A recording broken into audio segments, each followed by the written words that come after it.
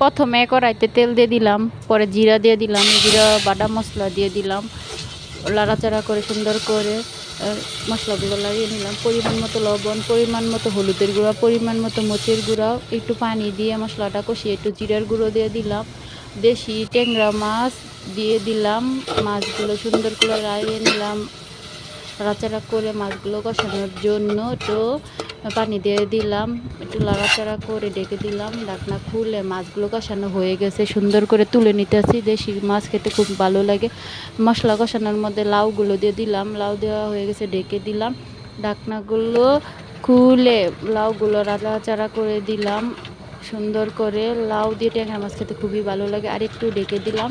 ঢাকনা খুলে সুন্দর করে নাড়াচাড়া করে লাউ পর্যাপ্ত পানি উঠেছে, লাউ আর পানি লাগবে না, তার জন্য মাছগুলো কষানো মাছগুলো লাউয়ে দিয়ে দিলাম। দেওয়ার পরে নাড়াচাড়া করে সুন্দর করে ঢেকে দিলাম। ঢাকনা খুলে আবার একটু নাড়াচাড়া করে লাউটা প্রায় হয়ে এসেছে, সুন্দর করে ভালোভাবে নামিয়ে নিলাম লাউ।